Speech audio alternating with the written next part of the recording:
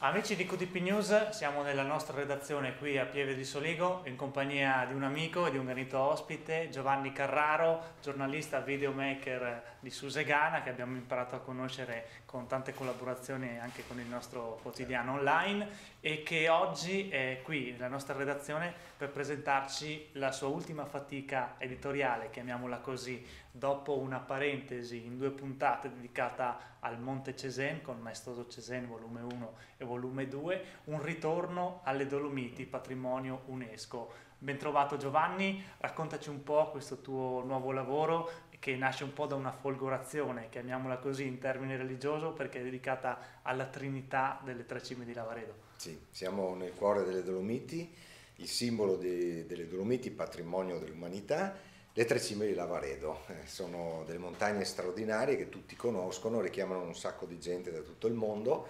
Il comune di Auronzo mi ha voluto per fare un documentario.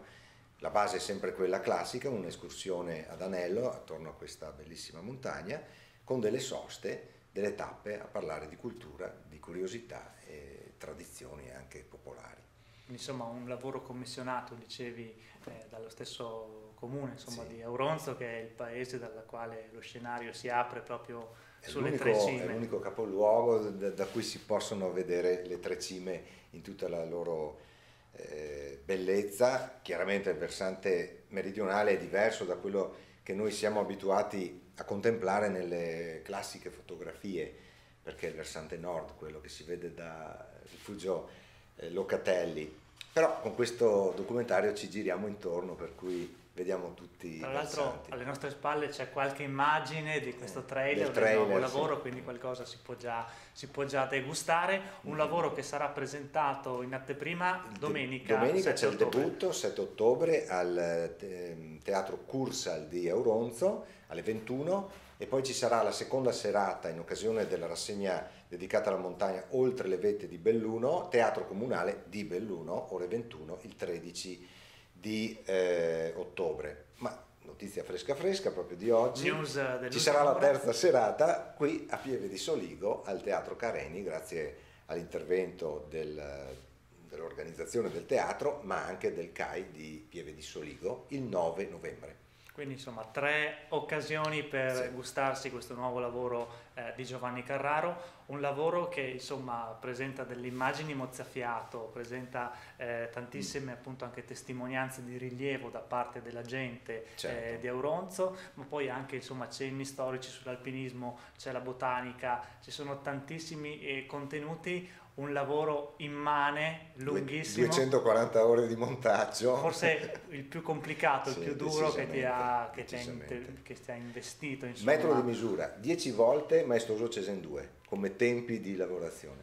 Ecco, quindi insomma si fanno già i calcoli, già lì il lavoro era stato importante pensate sì. in questo caso. Però insomma dai, ce l'ho fatta. Anche perché bisogna tenere presente che me li faccio tutti da solo, quindi il testo, lo storyboard, le musiche, la scelta della regia, tutto è tutta opera mia, quindi non ho nessuno che mi aiuta se non Andrea Cecchella di Telebelluno e Mauro Dalle Feste, che sono gli operatori un po' che vengono sempre con me a fare queste passeggiate, ma per il resto è tutto artigianale. Del tuo sacco, farina artigianale, assolutamente. Dicevamo appunto la suddivisione è un po' quella classica che abbiamo imparato a conoscere, questo itinerario suddiviso in diverse tappe. Un anello, in senso antiorario, sentiero 101, sentiero 105 che si concatenano passando per Rifugio Auronzo, Rifugio Lavaredo, Rifugio Locatelli, e si chiude appunto nuovamente a Rifugio Auronzo. Abbiamo queste soste, una secondo me molto interessante è quella riferita al soccorso alpino, questi angeli della montagna che meritano veramente di essere ricordati. Mi hanno portato a bordo del loro Falco 2, che è l'EC145 Airbus, sono salito con loro a vedere come si svolge un soccorso simulato, per fortuna, in parete con vari operatori, col drone, avevamo 6 telecamere in quel momento, e il SUEM ovviamente dietro le quinte che lavora con tutto il processo da quando si schiaccia 118, che cosa succede? Si apre un mondo, quindi questo l'ho documentato con immagini molto veloci, ovviamente perché i tempi sono quelli che sono, 47 minuti dura comunque il film.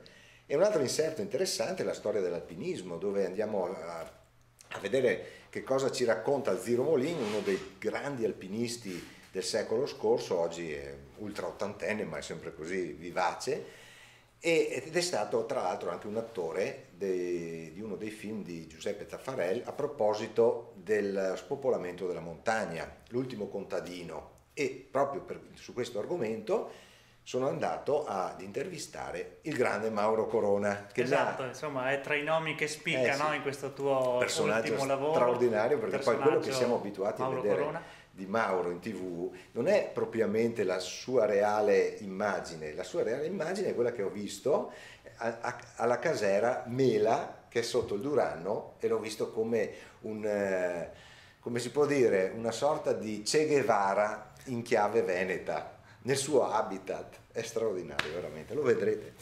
Insomma, davvero sono tanti contenuti, tante le sorprese da scoprire anche all'interno di questo film, che si chiama Trecedeme di Lavaredo, la Trinità delle Dolomiti, che il 7 ottobre prossimo sarà, insomma, in anteprima al Teatro Cursal di Auronzo. Sì. E, insomma, per chiudere questa nostra chiacchierata, intanto ti ringraziamo per essere stato Grazie con a noi voi. nella nostra redazione. Quali sono state le emozioni maggiori Beh, che ti ha regalato questo documentario? Decisamente la salita alla cima ovest. Io ho un'esperienza un po' di alpinismo con il CAI, ma ferrate, qualche piccola via che ho fatto in palestra di roccia, mai mi sarei immaginato di salire alla cima ovest.